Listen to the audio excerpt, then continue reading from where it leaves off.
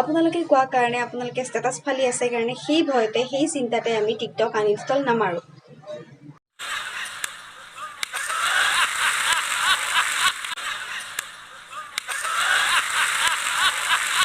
হয় বন্ধুসকল, আপোনালোকনো কোন, আমিনো কোন, জনসাধাৰণনো কোন? জনসাধাৰণে ক'লে বুলি আমাৰ বাইদেৱে টিকটক এপটো ডিলিট কৰি দিব নেকি? চীনা সৈন্যৰ সৈতে যুঁজি ভাৰতৰ 20জনকৈ সৈনিক শ্বহীদ হৈ গ'ল। আচলতে তেওঁলোকনো কোন? মানে কি বুজালে? 20জনকৈ সৈন্য এনেই শ্বহীদ হ'ল নে তেওঁলোকৰ বলিদানৰ কোনো মূল্য নাই? টিভি আছে, আমিও নিউজ চাওঁ, আমিও গম পাওঁ দেশত কি হৈ আছে কি হৈ নাই।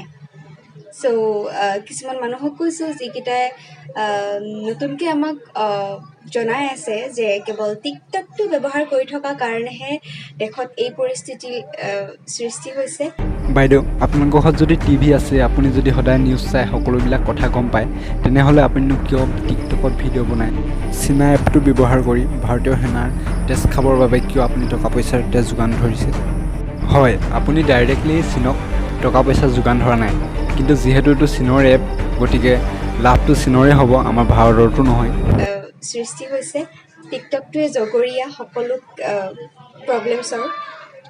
তাৰপিছত তেওঁলোকক মই এটাই কথা ক'ম, আপুনি যিটো মোবাইলেৰে ষ্টেটাছ ফালি আছে, যিটো মোবাইলেৰে আপোনাৰ দেশপ্ৰেম দেখুৱাই আছে, সেই মোবাইলটো ইণ্ডিয়ান হয় নে চাইনিজ হয় এবাৰ চাই ল'ব। তাৰপিছত ক'ব বিচাৰিছোঁ যে চৰকাৰ এখন আছে, চৰকাৰে যি সিদ্ধান্ত লয় আমি তাকেই মানিম, তাকেই আমি সন্মান কৰিম। আপোনালোকে কোৱা কাৰণে আপোনালোকে ষ্টেটাছ ফালি আছে কাৰণে সেই ভয়তে সেই চিন্তাতে আমি টিকটক আনইনষ্টল নামাৰোঁ। বাইদেউ, প্ৰথম কথাটো হ'ল আপোনাৰ মোবাইলটো চাইনিজ হ'ল বুলিয়ে সকলোৰে মোবাইলটো চাইনিজ মোবাইল নহয়। আমাৰ ভাৰতবৰ্ষৰ প্ৰত্যেকজন ব্যক্তিৰ হাততে আপোনাৰ মোবাইলটোৰ দৰে মেড ইন চাইনা লিখা নাথাকে। আপুনি যে কৈছে মই নিউজ সদায় চাওঁ, তেও আপোনাক এটা কথা কৈছোঁ, আপুনি নিউজটো ভালদৰে চাব আৰু নিউজত দেখা পাব যে বৰ্তমান চৰকাৰে মেড ইন চাইনা সকলোবিলাক বেন কৰিছে। যে চৰকাৰ এখন আছে, চৰকাৰে যি সিদ্ধান্ত লয় আমি তাকেই মানিম, তাকেই আমি সন্মান কৰিম। বৰ্তমানটো চৰকাৰে সিদ্ধান্ত লৈছে যে চীনৰ সকলোবিলাক সামগ্ৰীয়ে ভাৰতত বেন হ'ব, গতিকে আপুনি এতিয়া চৰকাৰৰ সিদ্ধান্তক সন্মান জনাব পাৰিবনে নোৱাৰে? চৰকাৰ এখন আছে, চৰকাৰে যি সিদ্ধান্ত লয় আমি তাকেই মানিম, তাকেই আমি সন্মান কৰিম।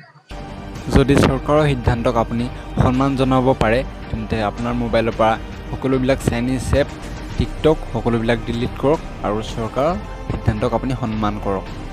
বন্ধুসকল, আপোনালোকক এই ভিডিঅ'টোৰ যোগেদিয়ে মই অনুৰোধ জনাইছোঁ যে নিজৰ দেশৰ স্বাৰ্থত সকলোবিলাক চীনা সামগ্ৰী বৰ্জন কৰক। যদিহে ভিডিঅ'টো ভাল লাগিলে তেনেহ'লে লাইক কৰক আৰু চেনেলটো ছাবস্ক্ৰাইব কৰক। ধন্যবাদ। আপোনালোকে কোৱা কাৰণে আপোনালোকে ষ্টেটাছ ফালি আছে কাৰণে সেই ভয়তে সেই চিন্তাতে আমি টিকটক আনইনষ্টল নামাৰোঁ। And his name is John C.